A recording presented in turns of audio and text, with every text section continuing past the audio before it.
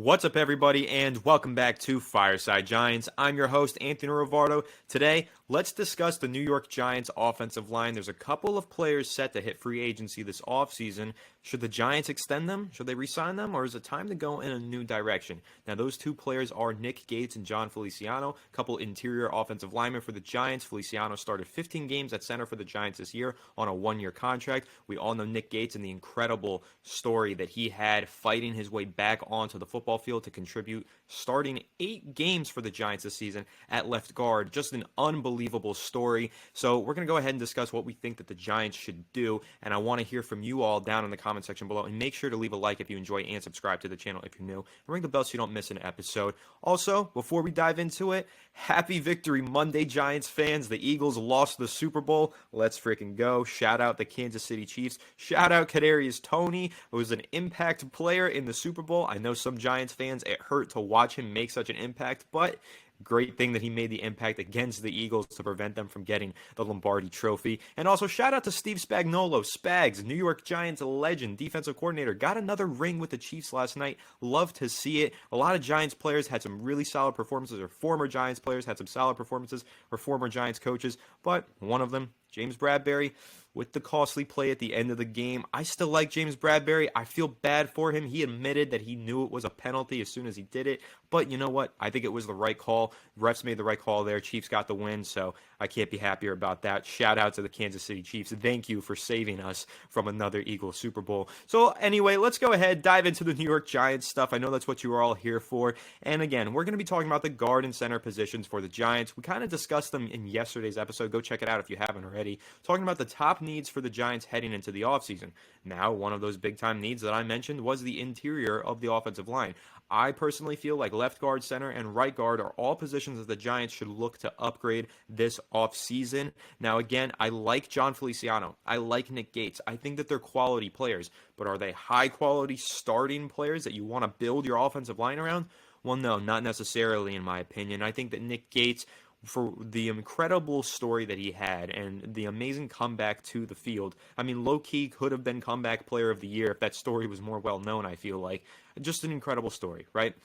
But he isn't exactly a starting level player in the NFL. He makes a lot of mistakes. He's not the best in the run game. He let up actually a pretty small number of pressures this year. If you look at his stats, they were pretty solid. 1 sack and 10 pressures on 368 snaps in the regular season. Started 8 games. Signed that 2-year, $6.8 million deal in 2020. But if you look at those stats, they're pretty decent.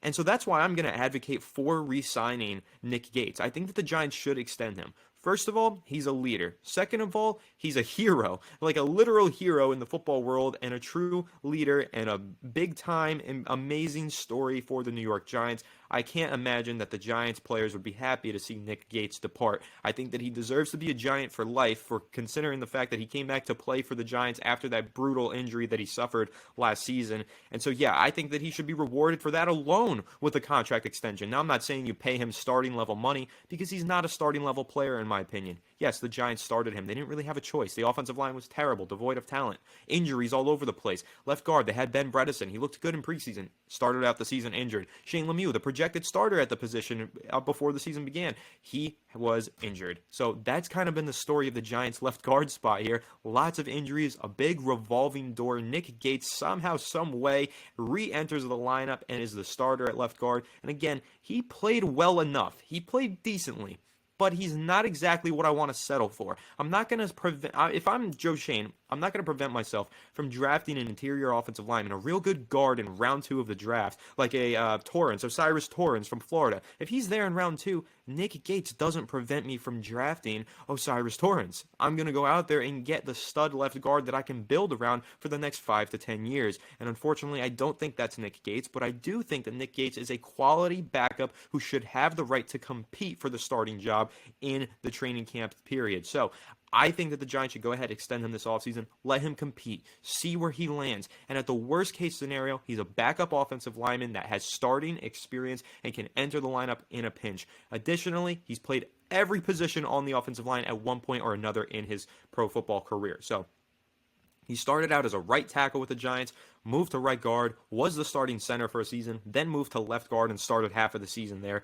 He can play all over the place, and he could be your swing tackle. So at the very least, when you're extending Nick Gates, you know that you're getting quality backup play, a reliable player who could step in there and make an impact on at any given moment, basically. And so I want Nick Gates back, but I do want him back at the right price. I don't want to pay him starting level money personally. So if the Giants are going to extend Nick Gates, I think it'll probably be another 2-year, maybe $4 million deal. I think that sounds fair, $2 million per year for a quality backup. I like the sound of that, because if you look at the offensive line market right now going into free agency, there are some names out there, but how good and how big time are these names? Well, you've got Justin Pugh, familiar face for Giants fans. He's going to be out there on the free agency market, but his market value is probably going to be more than the Giants are willing to spend on a player of Justin Pugh's caliber, right? I mean, you're talking about paying maybe close to $10 million, probably close to $5 to $10 million, somewhere in that range for Justin Pugh. We know offensive linemen usually get overpaid in free agency because they're hard to come by. So you have him. You have players like Roger Saffold, an old 35-year-old veteran. Now there is a younger guy who I think could be a really good option for the Giants. That is Isaac Sumalo. I think that's how you say his name, for the Philadelphia Eagles. He's only 29 years old, really came into his own this year, one of the top free agents on the board according to Pro Football Focus, but they're projecting that he gets $11 million per year. Now, are the Giants in position to sign an offensive guard for $11 million per year this offseason? Personally, I don't think that they are. I don't think that's something that they can afford right now. And then there's some other players. Trey Turner, again, another aging veteran. Dalton Risner is a good player, but again, how much are you going to pay for a guy like that? The Giants are probably going to have to fix this position through the draft if they want to get it done, unless they do somehow move their money around and find some space in the free agency market. But again, a lot of these guys are not exactly top tier players that you want to pay for. You can pay for them. You could force yourself to do it, but these aren't instant impact top tier starters that you're finding in free agency. So that's why I'm in the boat of keeping Nick Gates, retaining him. Again, hopefully he keeps that backup position down lock. But if he has to go out there and start again, so be it. That's not the worst thing in the world. Plus, you still have Ben Bredeson on the roster. I don't think Shane Lemieux makes the team. I do think he gets released this offseason. But Ben Bredeson, Nick Gates, you can get by with those two guys if you need to. However, I do think that the Giants should be exploring opportunities to upgrade the position, and the same goes for the center position, in my opinion. Now, again, Jon Feliciano somehow was a Pro Bowl alternate this year, despite a very up and down, inconsistent season. But he did start 15 games for the Giants at center on a one-year deal that he signed last offseason worth $3.25 million.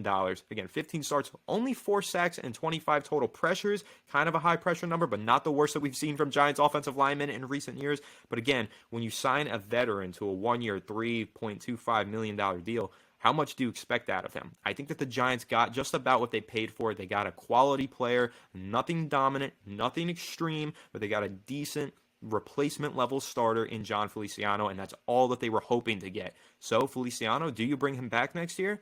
Maybe not for 3.25, but maybe 2.75. You take the pay down a little bit and you extend him to another one-year deal. Now, to me, that makes a lot of sense. I would like to see the Giants go ahead and re-sign Feliciano because, again, quality starter, replacement level starter for a cheap price, and at the worst case, he competes and he ends up ultimately being a solid backup. Now, we've talked about a few players on this channel already that we think could be a replacement at that spot, one of them being John Michael Schmitz. Now, this is a player that I'm falling in love with in the 2023 NFL Draft. He will be the first center taken in this year's draft. He's going to be the top one on the board, and there's a chance that he goes late round 1, but realistically, he's a round 2 prospect that the Giants might want to either trade down for from round 1 into the beginning parts of the second round, or trade up for in round 2 up to the beginning parts of the second round to try and land him, because John Michael Schmitz is kind of a sure thing. You look at what every draft report has about him. Every analyst says, like, this is a stud center at the next level. He's pro ready. He has all the tools and intangible traits to be a solid center at the next level. Now, is he going to be, one of those Tyler Linderbaum prospects that you think has Hall of Fame or All-Pro potential as soon as he enters the NFL?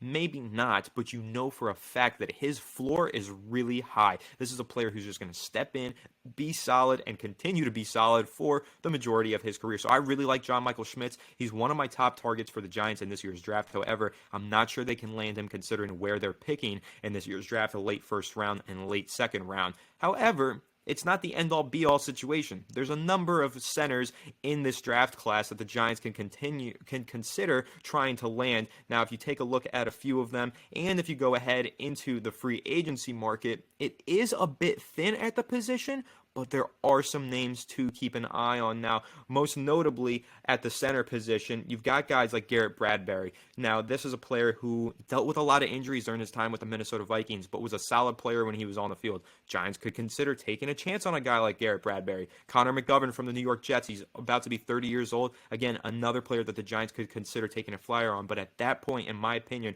if you're going to be going with an aging veteran like a Connor McGovern, who's almost 30 years old, you might as well just rock it out with Jon Feliciano, who's got familiarity with the coaching staff, understands the offensive system, and has been with the team for a year. So Feliciano is going to come cheaper than a guy like Connor McGovern. He's going to come on a shorter-term contract, and he's going to come with the NFL experience and with the coaching staff experience that the Giants are looking for. So I like the idea of bringing back Jon Feliciano. Again, you guys have probably heard me many times on this channel say that the Giants need to upgrade at the center position.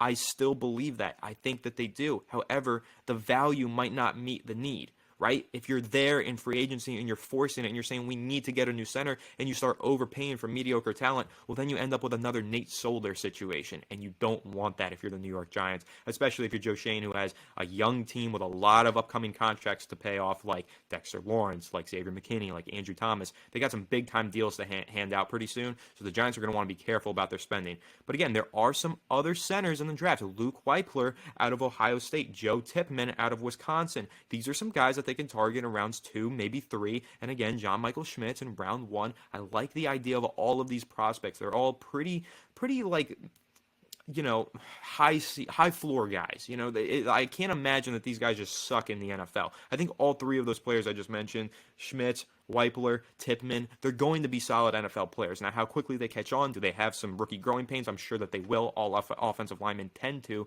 but all 3 of these guys are really solid prospects with high floors, can't miss sure things, if you want to call them that. I wouldn't go that far necessarily for all 3 of them, but the Giants entering this year's NFL draft, I think that center is something they address in the middle rounds, but you don't go into free agency overspending for it when you have a veteran with scheme familiarity like Jon Feliciano. I don't think that Jon Feliciano costs you that much. A couple $1 million for a starting level center who you hope competes and maybe ends up as your backup because you're hoping that a rookie takes his place. I like the sound of that. So, again, I'm on this boat where I want to re-sign both of these guys, Nick Gates and Jon Feliciano. Again, are they great, high-quality players that I'm going to build my team around? Absolutely not. Even if we re-sign both of these players, I am looking for a new guard and a new center in free agency and the draft. I'm looking to upgrade both of those positions. And don't even get me started on Mark Lewinsky at right guard. Now, listen, I understand why the Giants signed him to that contract last offseason, but he didn't live up to the expectations of that contract. Mark Lewinsky was very bad for the majority of the 2022 season, and he is likely also on the chopping block. So really, that leaves you with 2 bookend tackles and Andrew Thomas, and hopefully Evan Neal pans out. But left guard, center, right guard, everything sandwiched in the middle of those tackles, it can be replaced. It can be upgraded, and I think that the Giants are going to look to every avenue to see how they can upgrade that interior of their offensive line. And again, I think that some of these players are worth keeping around. Joshua Zito, another guy that I haven't mentioned. I think he competes at left guard and hopefully develops into the starter. I would love to see that happen.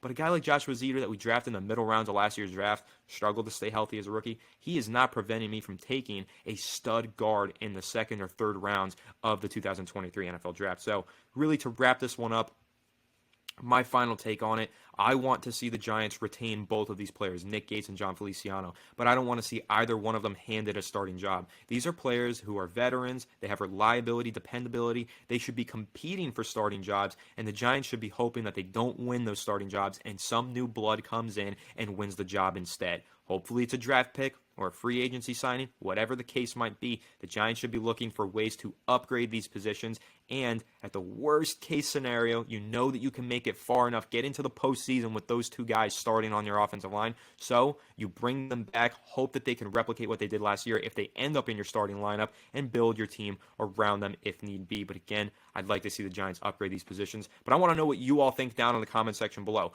Are you ready to just re-sign these guys and make them the full-time starters once again in the 2023 season? You ready to move on? Say hasta la vista, goodbye. Thank you for all the hard work, but it's time to move on. Or are you kind of in the same boat as me where you want to see the Giants re-sign these guys, let them compete for backup or low-end starting jobs, and also make moves to upgrade the position? I think that's where all of you are going to be, but I want to hear your thoughts on the topic down below in the comment section. And again, make sure to leave a like if you enjoy this episode. It helps out the channel immensely. And please be sure to subscribe if you're new to the channel. New York Giants content daily, fire stuff. We got a film breakdown on Jordan Addison coming out soon. That'll be going live for the members only first. Thank you all to the members who joined the channel, and then that'll be live later on in the week for everybody. More live streams coming this week. Make sure to tune into those. So much New York Giants content that we're going to be flooding through your sub box all off season long. So please make sure to subscribe and ring the bell so you don't miss a single episode that we post right here on Fireside Giants. Again, see you all on the next one. Have a good one, and let's go Giants.